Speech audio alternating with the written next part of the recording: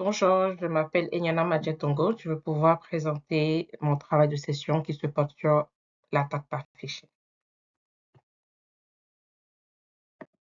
Donc, nous allons pouvoir présenter le cas fictif qui a été traité, faire une présentation de l'enquêteur, une présentation des outils techniques utilisés, un résumé des réseaux sociaux qui ont été utilisés également, et ainsi que le processus judiciaire qui a été suivi. Donc, en premier pour le cas fictif, donc, on parle ici de l'entreprise Terre de Cham, qui est spécialisée dans la planification d'événements corporatifs au Québec et elle a été victime d'une attaque par phishing. Donc, ce qui s'est passé, c'est qu'un employé a reçu un courriel indiquant qu'il y avait une facture d'un fournisseur qui était en retard et qu'il fallait effectuer le paiement le plus rapidement possible au lien qui était indiqué. Donc, l'employé a cliqué sur le lien et a rentré les informations de cas de crédit de l'entreprise.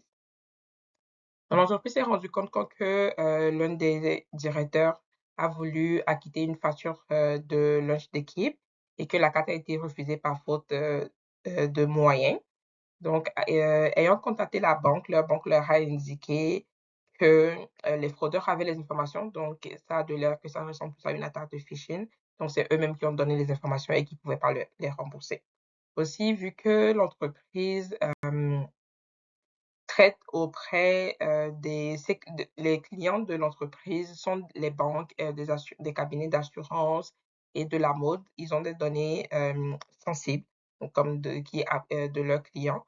Donc, ils ont décidé en ce moment de pouvoir engager une firme pour pouvoir s'occuper de l'enquête à l'interne en premier lieu. Donc, en ce moment, ils ont engagé la compagnie Securityco. Donc, elle est chargée dans les enquêtes en cyberattaque afin de détecter le problème.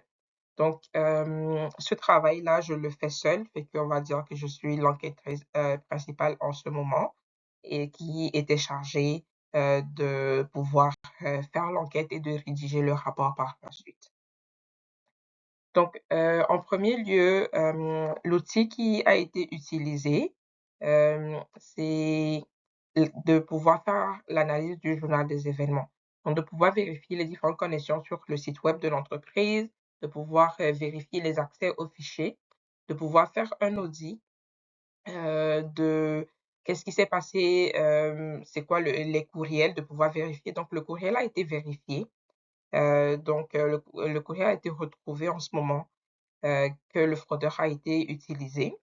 Donc également, on a également utilisé Nikito pour faire un audit des failles de sécurité que comporte l'entreprise, qui était présent sur le site de l'entreprise et éventuellement de faire des recommandations pour pouvoir y remédier.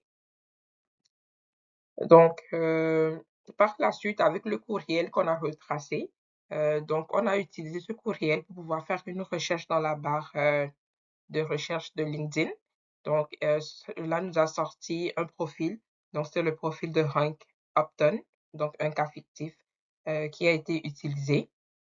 Donc, on a pu retracer le profil. Donc, on a pu voir que c'était un profil qui était récent et qui n'avait pas beaucoup de relations LinkedIn. Donc, par la suite, ce qu'on a fait, on a utilisé le même courriel pour pouvoir faire une recherche sur Google dans la barre de recherche. Donc, cela nous a sorti un URL Facebook. Donc, une fois qu'on a retrouvé le profil Facebook, on a fait les vérifications encore une fois. Donc, on s'est rendu compte que, encore une fois, c'est un compte qui était créé récemment. Il y avait peu d'amis et il y avait des photos qui étaient publiées là-dessus. Par la suite, avec Meta, maintenant, vu que les comptes sont liés, on a pu retracer le profil Instagram également, qui était aussi le même modus operandi. Compte récent, peu de photos et avec une vérification sur TinEye. Également, on a vu que c'était une photo qui provenait de l'IA.